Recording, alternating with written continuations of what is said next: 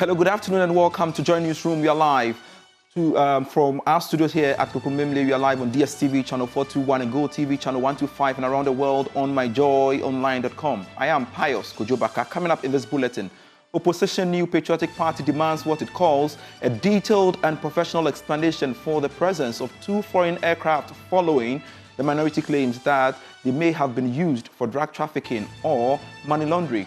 Meanwhile, government has released new footage showing airport security officials inspecting the aircraft upon arrival in the country.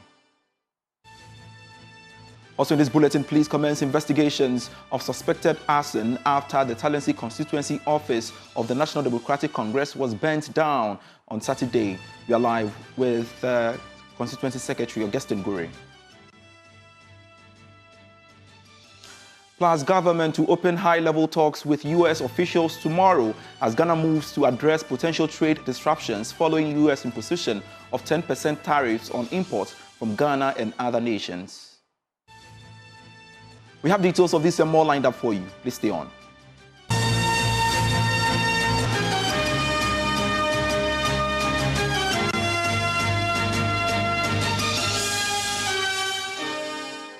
Thanks so much for staying on and looking at our story. And in a historic show of unity, President Mahama's nominee for Municipal Chief Executive of Techiman North, Adum Johnson, has achieved what many call a political miracle, securing a flawless 100% endorsement from the District Assembly. Johnson's confirmation marks a rare moment of consensus in local governance as all 35 members voted yes in his favor. Adum Johnson promises to help improve the district through modernizing agriculture. Anna Sabit has more. Assembly members 35 and the 2 are back. Now out of 35, a more 35 and I say 35 assembly members, 35 yes votes, not a single abstention or rejection. Adum Johnson's confirmation as Municipal Chief Executive for Techiman North wasn't just unanimous. It was a resounding mandate for change. I'm grateful for this massive endorsement, and it is a challenge because this is a huge confidence that the good people of Techiman North, being represented by the various assembly members, have reposed in me. It indicates to me that there is a lot of work ahead of me to do, and I gladly accept the challenge. And in the coming days, as I am going to, assume office, I promise the good people of Techiman North and the assembly members that we are all going to work together to make sure that we reset Techiman North for development as envisioned by His Excellency John Dramani Mahama. The agricultural hub, known for its vast vegetable farms, has pinned its hopes on Adum Johnson, a seasoned administrator with deep roots in the district. He promises to liaise with the Department of Agriculture to help provide new improved seeds as well as create the needed markets for farmers in the area. As you can see, about 60% of the household in Techiman North are farmers. And so if you have a constituency of this nature and you actually want to develop it, it is tried knowledge that you need to touch agriculture. And this is what we are going to do, to make sure that we give the farmers, especially the tomato farmers, new improved seedlings. As you can see, the seedling that they are relying on and the fruit thereof, there is a challenge as far as processing is concerned. So I'm going to liaise with the Department of Agriculture to make sure that we have new improved seedling for our farmers and also support them with finances so that they can also expand their businesses and create markets also for them. Johnson's plan is ambitious. Revamp crumbling infrastructure, secure funding for smallholder farmers, and most importantly, tackle the issue of irrigation in the area to help provide an avenue for an all-year-round farming. Irrigation is paramount on the agenda. As you can see, we have one in Kokoko area. Over the years, the place is not being put to use. So as I come on board, I will make sure that I delve into it, I engage the irrigation authority, find out the reason for the defunct, and remedy the situation. This is definitely a bold decision for a district hungry for progress. And as Adum Johnson takes office this week, all eyes are on Techiman North. Will this unanimous vote translate into transformative development? Only time and harvest will tell. Anna Sabit, Joy News. Ichobodo. One of our leading stories, the opposition New Patriotic Party is demanding a detailed explanation from the government regarding the presence of 2 foreign aircrafts following minority claims they were used for drug trafficking or money laundering. In a statement, the NPP accused the government of intimidating the minority, raised legitimate concerns, and we have details of the statement for you. But let's quickly get onto the phone lines and speak with the communications director of the NPP, Richard Anyagba. He joins us via phone. Pleasure you could join us on JoyNews Room. Now, first off, I want you to tell us the reason why you are calling for more explanation from the government regarding the presence of these 2 foreign aircraft. You say you think the justification given by government so far is insufficient? Well, thank you very much, and good afternoon to your listeners. Absolutely not. Very scanty, evasive, very defensive explanation given. The instances cited by the Minister for Communication, I think that it just indicates that there's more to this incident that the government is seeking to hide from us. Don't you find the coincidence interesting?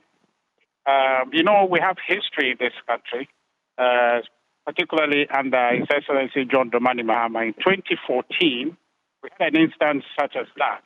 You recall the Nayeli Ametepe's arrest in London, where government agencies came up, hurriedly put a statement together indicating that that arrest was a collaboration between Ghanaian authorities and the British authorities. But then it turned out that that was false. And somehow the government was complicit in that matter. And so government institutions coming up to tell us information such as this, we expect the security agencies to say it because there is certain standard expected of them. The collaborations they have with other international organizations aimed at fighting illicit drug trade and money laundering enjoins them to perform at a certain level. Okay, so their communications are taken seriously. What Felix Ofosu-Kwakye is giving us is a political explanation which does not suffice. They can do that in a studio with another NPP communicator, but if from a government seriously addressing a matter such as that, we need the security agencies to come up and give us information that is tested, information that is authoritative, not fellas sitting in his office and then videoing to us what he feels he wants to tell us. The story he's telling us just doesn't line up. Just minutes ago, we're seeing some images flying of airplanes that are purported to be the Air Med flight that is in Ghana, but then the numbers are not aligning. So there is a lot to this that the government is being evasive about. What the honorable member for Ashanti South did, and rather they are harassing him instead of supporting for citizens to raise questions such as that in the interest of our country, is to ask questions.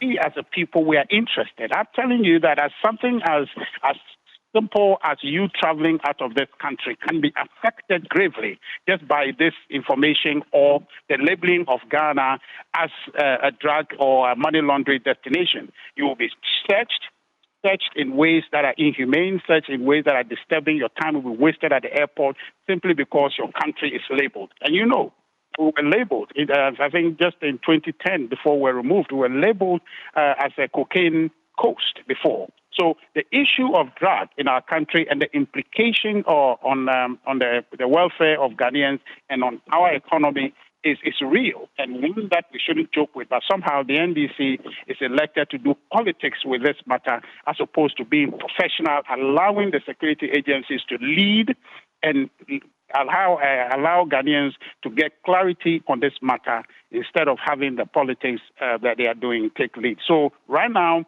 we want the government to allow the security agencies to do their investigation and give us full report on what those 2 aircraft came to this country to do, and so that we Ghanaians can be satisfied that they didn't come here on any illicit mission, but they came here for purposes that are legal.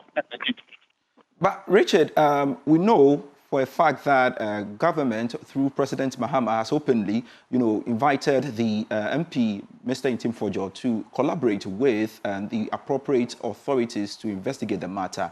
So far, he's also denied the fact that he's received any invitation whatsoever. But for the sake of national interest, I should say, don't you think it is prudent for him as well to walk to the authorities to tell them that these are the facts, these are the evidences I have, for which reason I disagree with your utterances in terms of justification? The burden is on the government to ensure that the mandate that they have from the people to govern on our behalf is exercised in the interest of the people. Ntim Fodjo is not the government. He is a citizen and has the right to raise legitimate questions, which he has done.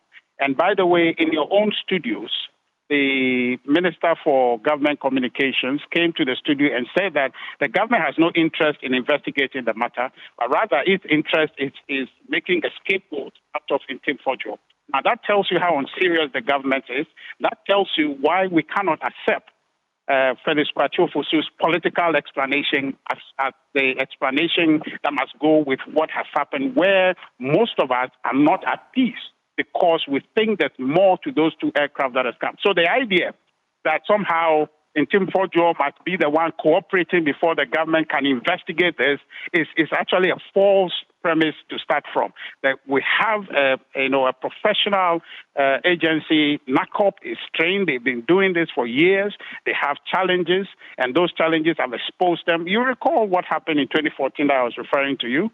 The deputy executive secretary wrote a letter under duress to falsify information claiming that Ghana collaborated with the British, which was not. The substantive executive director came and recanted that position and said that the person who wrote that letter must be held responsible. You understand? So we're saying that those agencies, they have burden, they have professional responsibility to conduct themselves at a certain level. They must be the ones speaking to this. Ntim Fodjo is not NACOP. He is a citizen who is legitimate in his right to raise questions about anything that he sees untoward. We must all the time in having this conversation bear in mind that the government as we have it is executing our power on our behalf. So we as a sovereign, we have a right every time when things are not going right the way we want it to ask questions. So Ntim Fodjo leading in this enterprise to ask questions should not become the target. It's the government that must remain the target because they have our mandate and we want them to exercise that mandate to our benefit, not to our detriment. So will Mr. Ntim Fodjo collaborate with the appropriate authorities to investigate the matter based on evidence he may have? I don't have any indication that he will not. But the point is, if we are focusing on Ntim Fodjo, then we are losing the argument. The government has responsibility. It doesn't have to be the presidency and Felix Kwatiofosu that is leading it. NACOP and the security agencies whose primary responsibility it is to enforce these standards to ensure that illicit drug trade and money laundering does not flourish in our country. They must be leading this conversation. I'm at a loss why you are not raising concerns about why NACOP and the rest of the organizations are quiet when the political elements of the government are the ones leading this conversation. Where is NACOP? You should raise that question. At the end of the day, NACOP would have to work on the you are focusing evidence on that may have been brought who is against a citizen who, like yourself, should be interested in raising this question. It's confounding to me. It's very confounding. Mr. Nyangwa, what are the timelines you are giving government to respond to these concerns and, of course, demands you are making?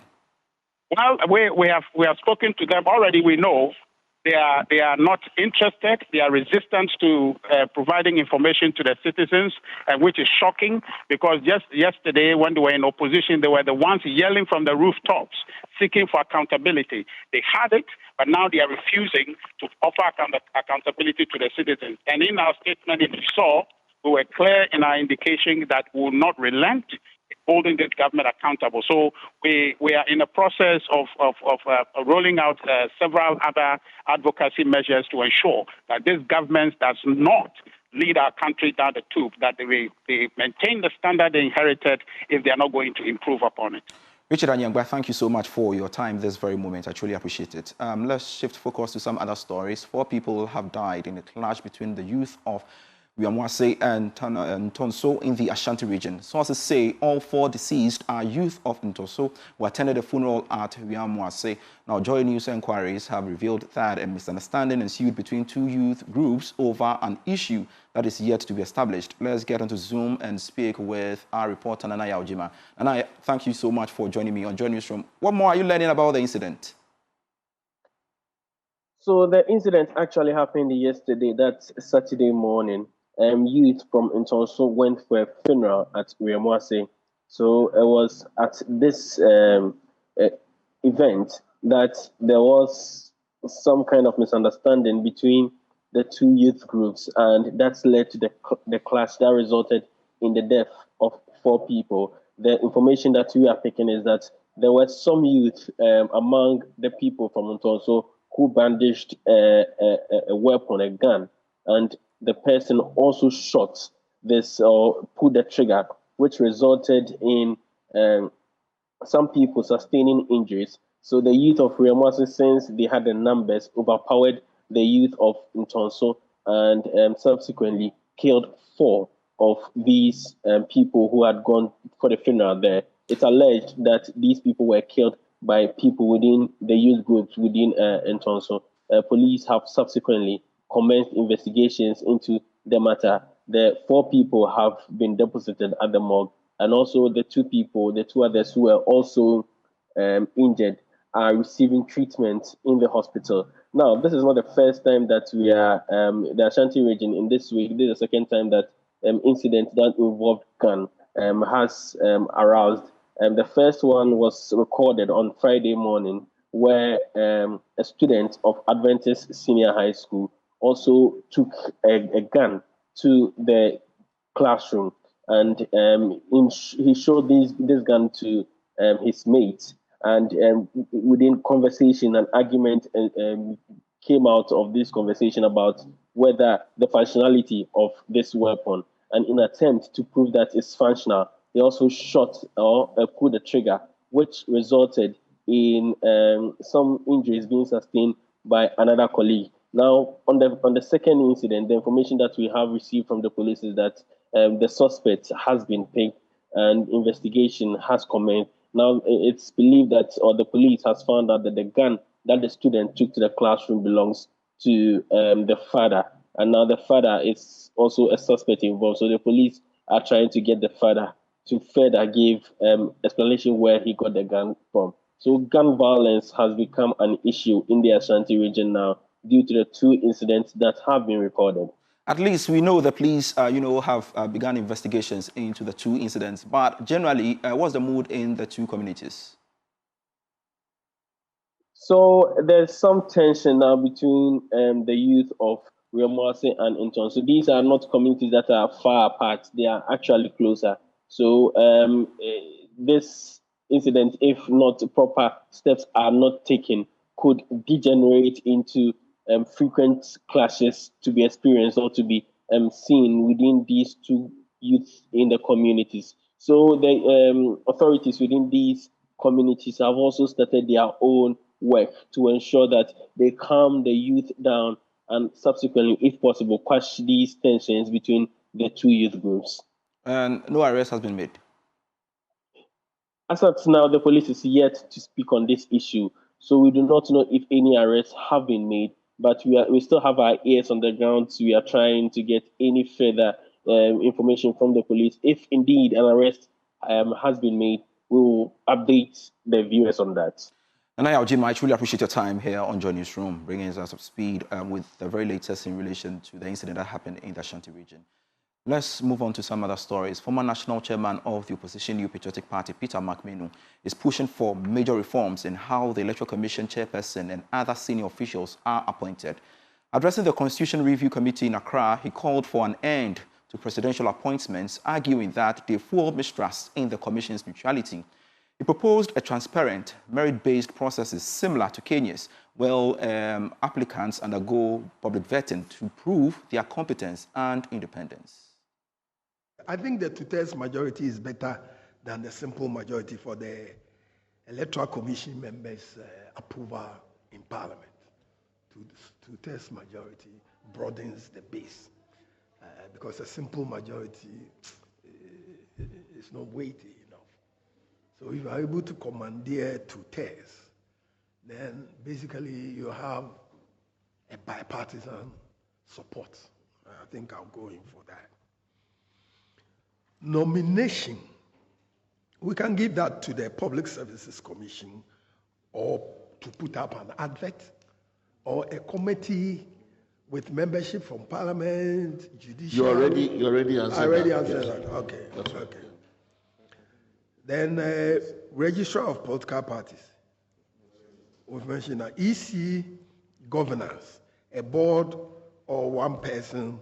I think in other jurisdictions like Malawi, they have the board, then they have the, what we call here, the director of elections as the person in charge of the election machinery. And so from time to time, he will report to the board. And the board, as constituted, will be chaired by an eminent person, but he's not going to have it alone. It will be a collective responsibility.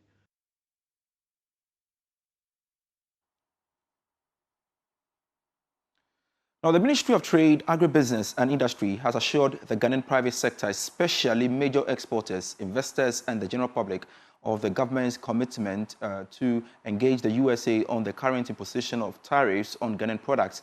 Well, this is as a result of the disruptions in the country. And my colleague Winston Taki joins us via Zoom for the statement to that effect. Winston, and what more is government saying from that statement? Hello, can you hear me? I can loud and clear, Winston. All right, so government has decided that following the recent tariff imposition by Donald Trump, they are now going to have conversation with the U.S. ambassador in Ghana, and they are currently looking forward to having this meeting tomorrow to negotiate, especially due to the impact of the 10% tariff. Generally, Trump imposed a base tariff of 10% on general goods in about 50 countries across the world, with China getting its hit of about 54%. The EU and many other countries are also being hit by about 13 to 15% there. So it's a general thing that the US is doing to rake in more investment and revenue for their citizens, basically. And in Ghana, for instance, the US market provides a ready market, complementary market destination for several of our import priority export products, such as from apparels. We have a product like cocoa derivatives. We have gold, jewelry, shea butter, and horticulture products such as crops. Sometimes we send our product like yam, fruit, vegetables, and cashews to the US market. And these are things that are easily acceptable in the US. But there are some exemptions that have been placed already on some of the product that possibly will not be affected, such as copper, pharmaceuticals, semiconductors, lumber, articles, energy, and energy product will not be hit by this tariff. So based on this assessment, it's likely they'll come to an agreement and add more products for exemption. Already Ghana was under the AGOA, which is the African Growth and Opportunity Act, which give access to some exemptions on some products, which Ghana has benefited for several years. Most also are not quite sure whether the US will try to renegotiate for Ghana to return back to the AGOA, because the AGOA agreement is mostly ending very soon, and more conversation is likely to come forward tomorrow. So tomorrow, the Trade Ministry, the Foreign Affairs Ministry, and the Finance Ministry are supposed to meet with the ambassador, and we will surely be following up and bring our viewers more updates on that subsequently. Great, Winston Taki. But the statement did not clarify how long it will take for us to get a response, right? No, it did not indicate. It basically reiterated Donald Trump's stance and also how businesses are looking forward to the reaction from government. Already, we've seen China itself making a countermeasure of 34% on all US imported products.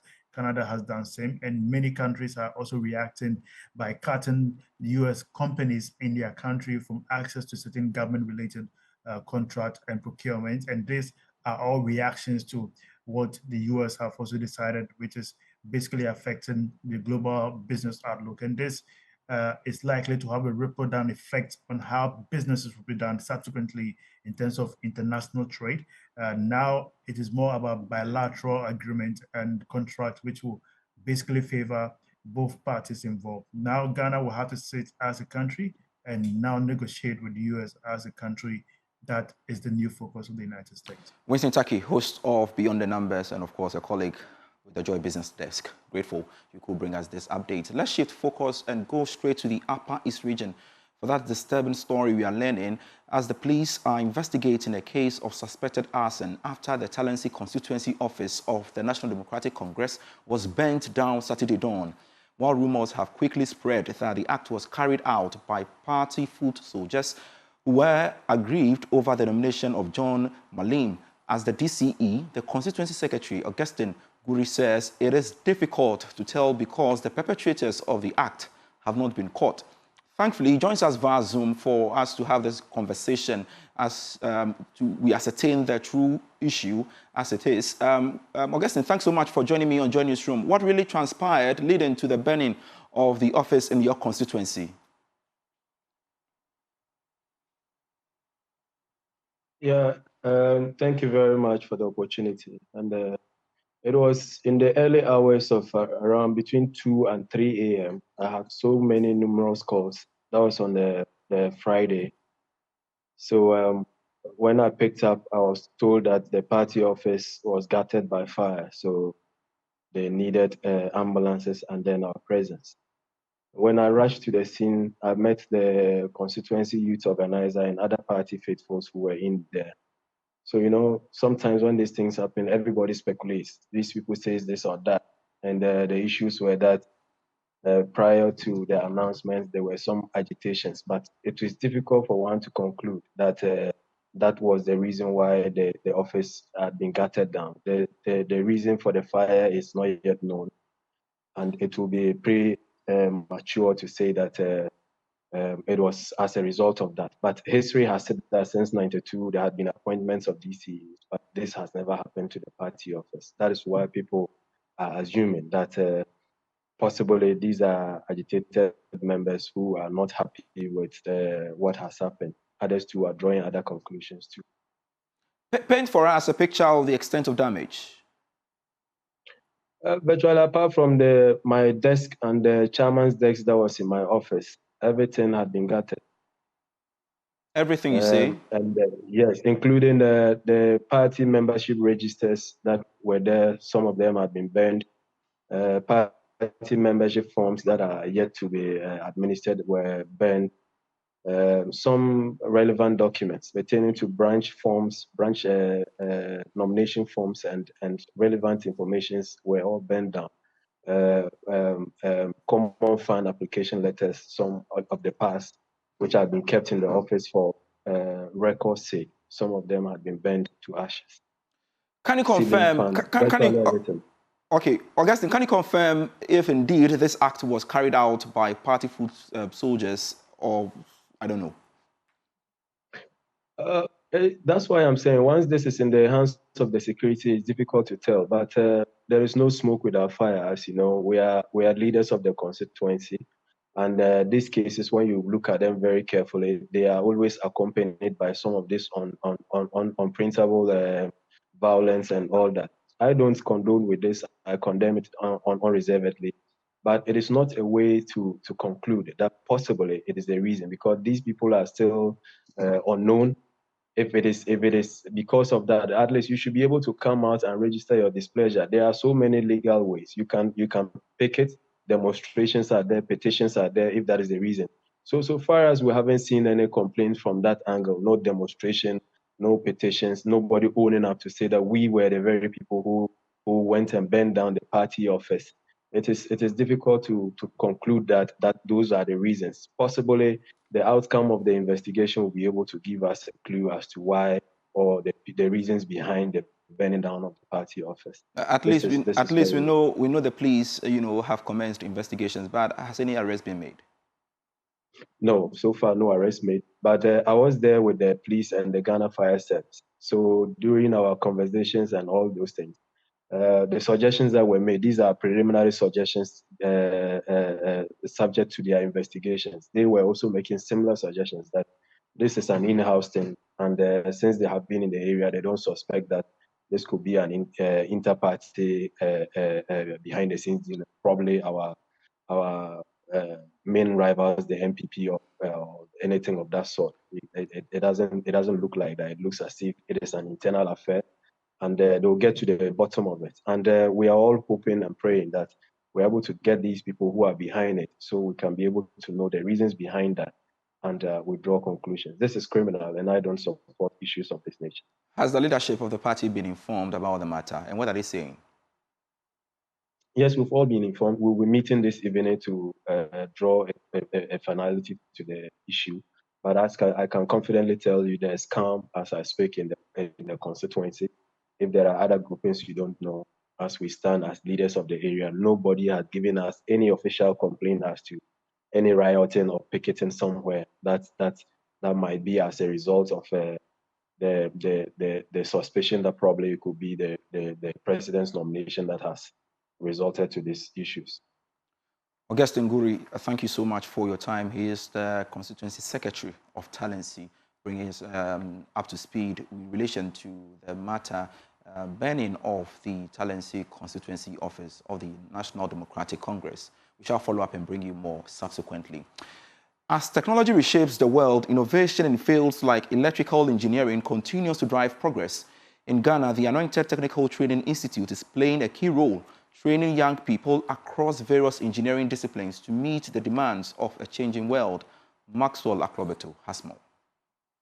To meet the growing demand for advanced technology and innovation in Ghana, Anointed Technical Training Institute, one of the country's leading private technical institutions, is empowering young people from both technical and non-technical backgrounds with cutting-edge engineering skills. At this year's graduation ceremony, 123 students successfully completed their training. Speaking to Joy News, Managing Director of Anointed Engineering Services Samuel Ajay Boateng emphasized the graduates' readiness to meet the dynamic demands of the job market. These people can solve all problems. They are not here to look for solutions. They are going to create opportunities. We train them to create opportunities. Our students really don't look for jobs. He noted the Institute's focus on emerging areas like electric vehicles and called on government to support private technical institutions through funding and partnerships. We are training students now for electric vehicles and also train technicians, engineers on all areas of electric vehicles. We are in partnership to solve problems. So the government should look at helping the government. There are a lot of youth out there who cannot pay to be trained. Guest speaker Dr. Stephen Bunny, head of Electrical and Electronics Department at Accra Technical University, lauded the graduates and urged government to offer better incentives to engineers to inspire more youth into the technical space. As a nation also, we have to look at how we can structure, the remuneration, like the pay structure. In some countries, somebody can be a technical person but earn more than somebody who is a PhD holder, so that the youth will not drift from the technical side onto getting certificates without hands-on. The best female graduate and the only woman among the 123 students, Agnes Esiam, spoke about how the school equipped her for the professional world. She encouraged other young women to pursue careers in engineering and defy gender stereotypes. When I came, I didn't know anything about electricals. I'm among men, let me put it this way. And then where I find myself, now I'm okay because I'm used to it. Reporting for Joy News, Maxwell Akrobeto.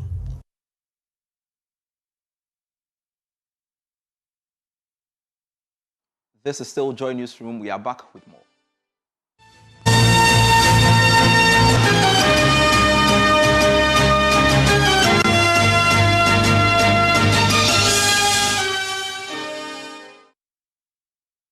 Hello, welcome back to JoyNewsRoom.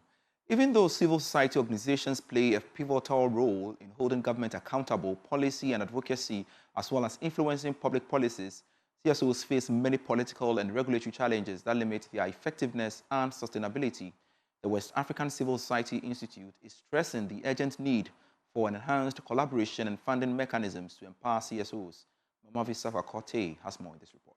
The activities of civil society organizations, citizens, and journalists are increasingly under threat due to restrictions imposed by political actors and other influential figures. At the launch of the 20th anniversary of the West African Civil Society Institute, Head of Policy Influencing and Advocacy, Omolara Balogun, highlighted government restrictions, autocratic practices by supposed democratic governments, and bureaucratic hurdles as some of the challenges affecting the operations of CSOs. We are seeing a lot of autocratic practices from supposed democratic government. We are seeing media repression, like I said, journalists doing their work with fear, being mindful of what to report and not to report, changing terminologies and adjectives just to be politically correct because of the space in which you're working. Also speaking at the event, WACC's Executive Director Dr. Nana Santua Afajinu called on government to take swift action on Ghana's Galamsey crisis, stressing that civil society organizations are uniquely positioned to help address this challenge. We must have leaders and governments and hold them accountable to manage our resources to develop our countries and address the challenges that we are facing. And I am hoping, as I speak, that the Mahama government in Ghana would actually act on dealing with the Galamsey issue. As WACC celebrates 2 decades of dedication to civil society, the Institute's focus on resilience remains unwavering. With clear strategies in place to confront both political and digital complexities, WACC continues to lead the charge in protecting and empowering civil society organizations across the region. Mamavi Safa-Korte's report read to you. Director of the Catholic Health Trust, George J., has called on health workers to remain focused despite policies that may undermine best healthcare delivery practices for all. Speaking at the launch of the World Day of the Sick at Helium, George J. urged community health workers to use the appropriate approaches to solve persistent poor health concerns such as malaria and maternal mortalities. Precious Somerville reports. The national launch of the 33rd World Day of the Sick at the St. Elizabeth Catholic Hospital at Fidium in the Hafo region witnessed the Eucharistic celebration, visitation and blessing of the sick at the wards by the bishops. The celebration on the theme, Hope Does Not Disappoint but Strengthens Us in Times of Trial, served as a reminder of shared responsibility to alleviate the suffering of the sick, offer hope and healing through actions, prayers and solidarity. Ahead of the launch, Most Reverend Peter Paul Ankere, Catholic Bishop of Damango and Episcopal Chair of Health, urged health workers never to give up on their services to humanity. In your profession, you may encounter a lot of challenges in your effort to give quality health care to the people you serve. Sometimes the challenges are so demanding that we are tempted to give up. But the Pope, in the message for the Jubilee year, underlines clearly, and I quote, "Hope perseveres in the midst of trials. Let us therefore always see our own suffering in the work that we do as our share to complete the mission of Jesus Christ to save humanity." Hospital manager Reverend Sister Georgina Laurentia Kwesen said with the support of stakeholders, they recorded 0 under 5 mortality at the facility. We are also blessed with a well-equipped neonatal intensive care unit with support from our foreign partners and donation from WIDIM citizens abroad. It is worth noting that the facility recorded 0 under 5 mortality out of 959 children admitted in 2024. As a host facility, we are fervently committed to embodying the message of hope by promoting the environment of care, dignity and support for all who walk through our doors. Director of the Catholic Health Trust, George J., appealed to bishops to appoint full-time chaplains to strengthen their support for their work. He called on health workers to focus despite policies that may undermine the best healthcare delivery. World leaders identified this approach in the Alma Ata Declaration, but allowed it to lose momentum and focus. Today, they are back to it. World and AU leaders now agree that there's overwhelming evidence that community health workers can improve health delivery remarkably at low cost in all countries, and therefore are vital to realizing the universal health coverage. In Ghana, we are using the CHIPS concept to rule out this intervention.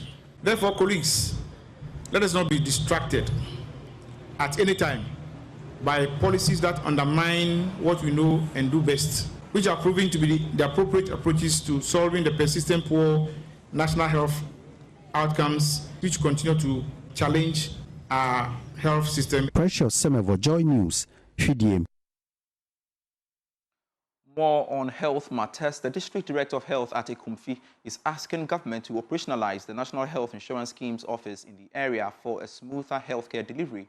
Dr. Regina Hunu Ama is worried that the closure of the NHIS office has forced the people to seek alternative health care because they can't afford payment for drugs and other essential health needs.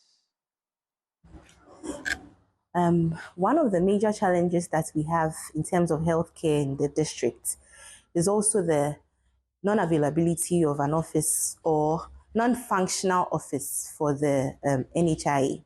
So, as per our records from last year, about 4 out of 10 people in the district do not have an active health insurance. Most of it is because of the long distance they have to commute from here to Infantiman or to Apam to get their registration done. The NHIA has an office complex within the district, but unfortunately it has been non-functional or non-operational for at least close to a year. And because of that, we are having decrease in our NHIS rates, and that is also affecting accessibility to healthcare in general, because most of our CHIPS compounds and health centers run primarily on health insurance. And without it, our staff have to pay, our clients have to pay out of the pocket, and that greatly affects healthcare accessibility within the district. The Dean of the Faculty of Engineering and Director of the Gender and Diversity Center at Dr. Hilal Iman Technical University, Professor Hamidatu Dramani, has encouraged young women to develop entrepreneurial skills, stating that the government alone cannot provide jobs for all graduates. Speaking at the university's Ladies' Week celebration organized by the students' representatives, Women's Commissioner of the institution, in collaboration with CARD Ghana and WA, highlighted creativity and entrepreneurship as essential pathways to economic independence. The Ladies' Week celebration of the Dr. Hilal Iman Technical University was held under the theme Empowering Her Future in Entrepreneurship Skills and Leadership, Action Today, Impact Tomorrow. The Dean of the Faculty of Engineering and Director of Gender and Diversity Center at the Dr. Hilal Iman Technical University, Professor Hamidatu Dramani, speaking on the sidelines of the event, told JoyNews News that entrepreneurship skills is the way forward, as the government cannot absorb all graduates. We just want them to know that we've got their back. We are here to support them in their dreams, to become good entrepreneurs, to become very successful, young women in our society. Women's Commissioner of the University, Palvote Lydia, used the opportunity to launch the emergency pad bank. She spoke about its significance. These are sanitary pads, and they shall be given to any female student of Dr. Hilal Iman Technical University who might one way or the other experience the unexpected events. It will be given to the person to alleviate the discomfort, shame, and embarrassment they feel. Acting Director of CARD Ghana and Sina Baini, whose organization is spearheading the Pad Bank initiative, urged other organizations to support schools in establishing pad banks. The cost of sanitary pad is very high, so I'm using this platform to lobby with stakeholders, individual organizations and the government to look into that. It will help the girls to have confidence in themselves when they come to school. Reporting for Joy News, Rafik Salam. Wow. Professor of Communication and Media Studies at the University of Ghana, Audrey Ghacem, has emphasized the urgent need for strategic investment in education and healthcare as a catalyst for Ghana's economic development. She noted that despite the country's wealth in natural resources, chronic underinvestment in these two critical sectors continue to hinder economic progress. Professor Ghacem made this call in Cape Coast when the Ghacem Cement Foundation donated 21,240 bags of cement to 181 selected health and educational institutions in the southern sector to address key challenges in those areas. More from Carlos Caloni. Established in 2002 as part of its corporate social responsibility to support deprived communities, the Ghacem Cement Foundation has donated 725,060 bags of cement worth 58 million cedis to boost health and education infrastructure. This year alone, 21,240 bags have been distributed to health and educational institutions in the southern sector. Ghacem Cement Foundation Council member Professor Audrey Ghacem underscored the critical role of health and education in driving human capital development. If resources alone determine our nation's success, Ghana has been blessed with what? Gold, bauxite, etc., etc. So we should be way ahead. Without investing in people, natural wealth does not guarantee smooth progress. Health is the backbone of national prosperity. A country cannot move forward if its people are not well. A healthy population means we have a strong workforce.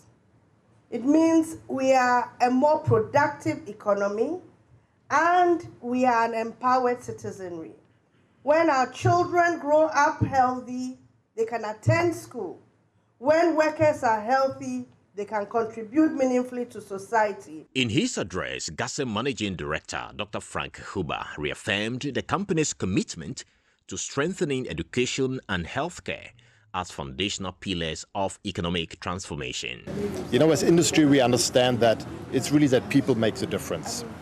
It's wonderful people that run our plants, it's wonderful people that drive our economy, and it's wonderful people that support our communities. And I feel like we as an industry have an obligation to support that great path Ghana is going on. So I made a promise today to all these fine people here today that we will continue to support them because they are the real inspiration for us driving change in their communities. Chairman of the foundation and paramount chief of Asin Kushia, Ehuna Brobim Pra, Ajin Sam, the sixth, revealed the foundation will intervene more with deplorable classrooms in northern Ghana. The belief that if we all try to contribute towards solving educational problems and health problems, Ghana will improve, Ghana will develop. I had the opportunity to watch certain radio program, and we saw some of the classrooms up in the north, what we call classrooms, which was very appalling. And we are thinking of contacting the particular station for us to move up to the north as a special case to go and see what we can do. Some beneficiaries expressed their gratitude to the GCF for coming to their aid.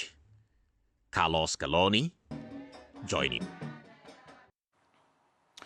And to some other stories, businessman and entrepreneur Rev.Ntim has donated a sum of 500,000 cedis and 1,000 bags of cement to support traders affected by the Adum PZ fire incident. The fire incident, which occurred weeks ago, destroyed properties worth millions of cedis, leaving traders who occupy the space jobless. During a visit to the Blue Light Arena in Adum, the business mogul said he is shocked to see the level of devastation caused by the Afenyo. More in this report.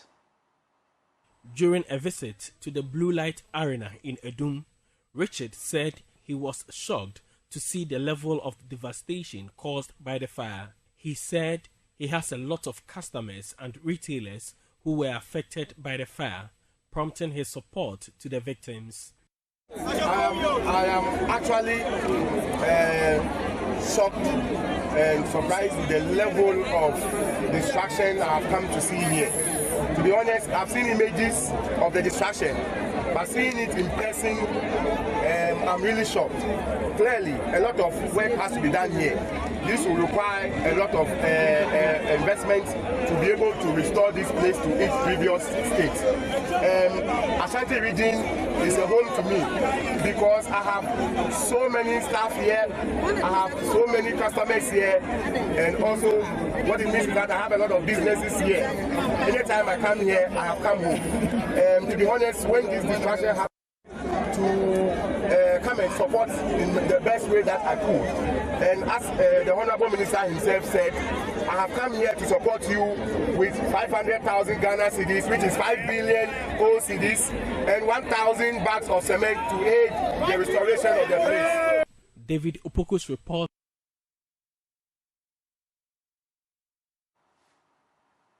Thanks so much for being part of JoyNews Room. I am Pius Kojobaka. We have more for you when you log on to myjoyonline.com. Always a delight serving you. The law is next with Samson Ladia Nyenini.